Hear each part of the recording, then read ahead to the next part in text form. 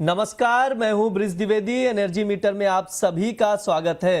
Trump ने Iran के नए शांति प्रस्ताव को ठुकरा दिया है। उसके बाद से लगातार हम लोग देख रहे हैं तनावपूर्ण स्थिति बनी हुई है।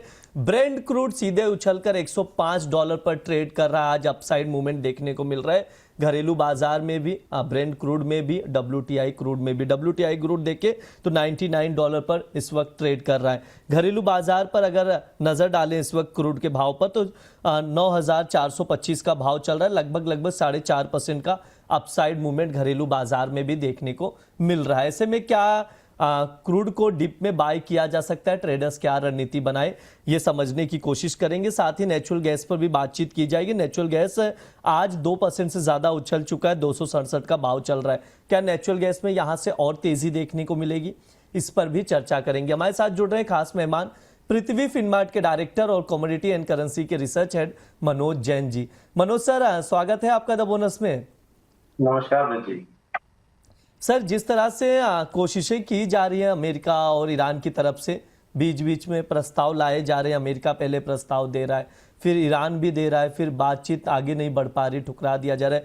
ऐसे में जैसे शांति प्रस्ताव आता है, प्राइसेस डिप होते हैं क्रूड के, लेकिन जैसे ही खारिज कर दिया जाता है प्रस्ताव को, फिर से हम लोग क्रूड में उछाल देखते हैं। सर, ऐसे में क्रूड मार्केट को ऑब्जर्व करना कितना मुश्किल है और ऐसे में ट्रेडर्स क्या करें? सर, क्या राय है आपकी, कैसे देख रहे हैं इस मार्केट को? देखिए ब्रिज जी, हम जितनी भी यहाँ पे चर्चा कच्चे तेल को लेकर के स्पेशली कर रहे हैं पिछले काफी समय से, तो हमने एक चीज यहाँ पे साफ तौर पर कही थी कि यहाँ पे जो कॉन्फ्लिक्ट है, अगर वो सेटल हो भी जाते हैं तो जो जो उत्पादन फैसिलिटी को नुकसान हुआ है उसकी भरपाई होने में वहां पे 10 से 12 महीने लग सकते हैं। दूसरा, यहाँ पे जो स्ट्रेट और हॉर्मोज से जो सप्लाई कंसर्न है उसको भी नॉर्मलाइज होने में 3 से 4 महीने का समय लग सकता है। तो डाउन साइड लिमिटेड है। $85 हमने यहाँ पे WTI में जो सपोर्ट है वो सुझाए थे, और हम देख रहे हैं कि मार्केट वो सपोर्ट लेवल को बार बार रिस्पेक्ट कर रहा है। लेकिन अपसाइड में हम देख रहे हैं कि WTI में $104-105 जो है एक स्ट्रॉन्ग रेजिस्टेंस भी बना हुआ है। तो ब्रॉडली यहाँ पे कच्चा तेल एक रेंज में मूव कर रहा है, और निचले स्तरों से हम वहां पे बार बार सपोर्ट जो है आते हुए देख रहे हैं। कल जब वहां पे यूएस प्रेसिडेंट ने जो ईरान के प्रपोजल के ऊपर वहां पे जो अनभिज्ञता जताई, और वो उन्होंने बोला कि वो बिल्कुल भी एक्सेप्टेबल नहीं है, उसके बाद हमने गैप अप ओपनिंग यहाँ पे मार्केट में होते हुए देखी है।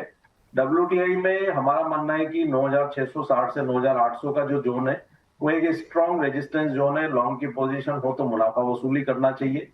ऊपरी लेवल से फिर एक बार यहाँ पे मुनाफा वसूली देखने को मिल सकती है।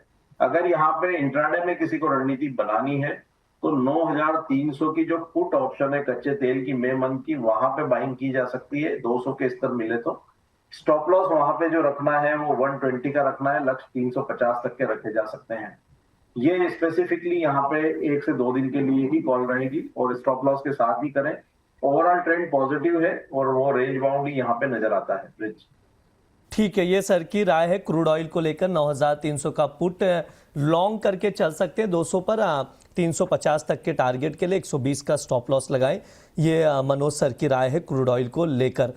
मनोज सर, एक चीज़ और आपसे समझना चाहूँगा। जिस तरह से प्राइम मिनिस्टर की तरफ से बयान निकल कर आया एनर्जी मार्केट को लेकर, जिस तरह से कहा जा सकता है कि वर्क फ्रॉम होम को बढ़ावा देने की बात कही गई, इसके अलावा इलेक्ट्रिक गाड़ियां हैं उसके इस्तेमाल की बात की गई, कार का कम से कम इस्तेमाल करें।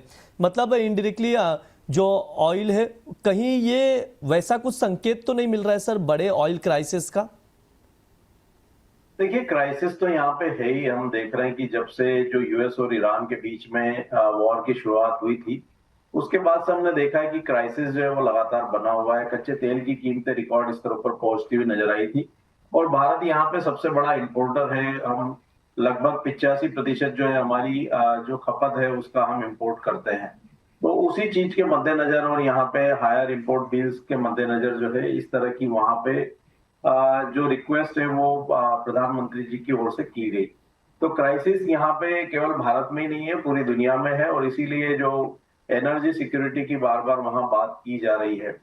तो हमारा मानना है कि अभी यहाँ जब तक ये क्राइसिस स्पेशली जो यूएस और ईरान के जो कॉन्फ्लिक्ट है वो सेटल नहीं होते हैं, एनर्जी के जो प्राइसेस है वो एलिवेटेड लेवल पे बने रह सकते हैं। इसीलिए वहां पे अपील की जा रही है कि आप जितना अनावश्यक ट्रेवल है उसको कम करें, और जो चाहे वो वर्क फ्रॉम होम हो या कार पुलिंग की बात हो या इलेक्ट्रॉनिक व्हीकल के यूजेज की बात हो, तो इसके ऊपर जो है वहां पर फोकस करने की बात कही जा रही है ब्रिज।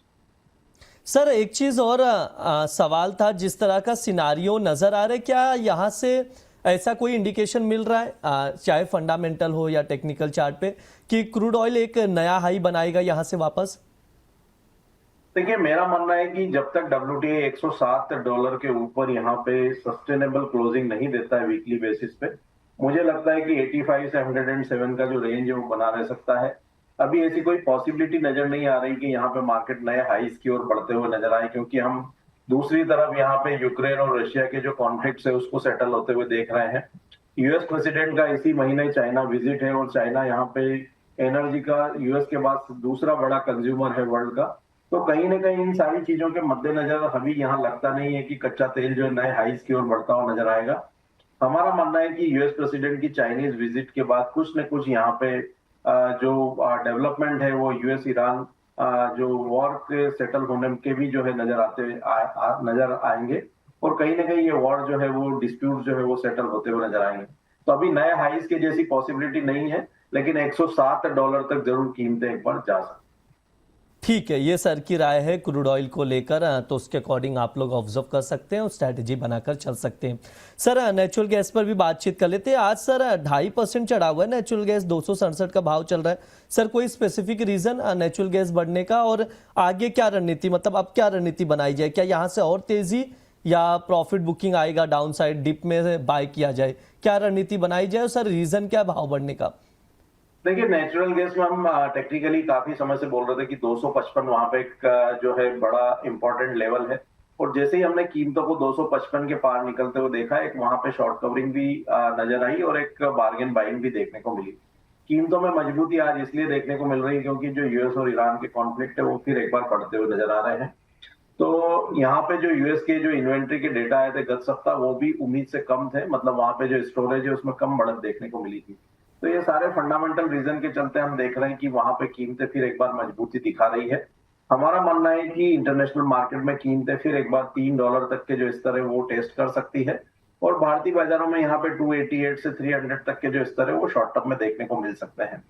अब यहाँ पे फ्रेश अगर रणनीति किसी को बनानी हो तो मे कॉन्ट्रैक्ट में 263 के स्तर पे बाय करने की सलाह रहेगी। स्टॉप लॉस 258 का रखना है, लक्ष्य यहाँ पे 273 तक के रखे जा सकते। ठीक है, ये सर की राय है। नेचुरल गैस को लेकर खरीदारी की ही सलाह दी जा रही, 263 पर लॉन्ग करके चल सकते, 273 तक के टारगेट के लिए स्टॉप लॉस मस्ट है, इस चीज का आप लोग जरूर ध्यान रखें। सर समय भी हो चुका है, डिस्क्लेमर दे दीजिए। हाँ, जो भी डिस्कशन हमने कच्चे तेल और नेचुरल गैस के ऊपर किया उसमें मेरी कोई व्यक्तिगत पोजीशन नहीं है, लेकिन रिकमेंडेशन के चलते हमारे क्लाइंट्स की इनमें पोजीशन हो सकती। जी सर, बिल्कुल, बहुत बहुत शुक्रिया सर आज की चर्चा में जुड़ने के लिए। ये हमारा एनर्जी मीटर शो है, इस दौरान तमाम एनर्जी कमोडिटीज पर बातचीत की जाती है। स्पेशली हमारा फोकस क्रूड ऑयल और नेचुरल गैस को लेकर रहता है, क्योंकि क्रूड ऑयल और नेचुरल गैस काफ़ी ज़्यादा चर्चा में भी है। जिस तरह से अमेरिका ईरान के बीच तनावपूर्ण स्थिति बनी हुई है, क्रूड के प्राइजेस में उछाल देखने को मिल रहा है पूरी दुनिया भर पर, क्रूड के इस बढ़ती कीमत और संकट का असर दिखाई दे रहा है। तो इस पर हमारी निगाहें टिकी हुई है, और ट्रेडर्स क्या स्ट्रैटेजी बनाए, एक्सपर्ट ने अपनी राय दी है, उसके अकॉर्डिंग आप लोग देख सकते हैं। फिलहाल के लिए शो में इतना ही। आप लोग बने रहिए द बोनस के साथ। धन्यवाद।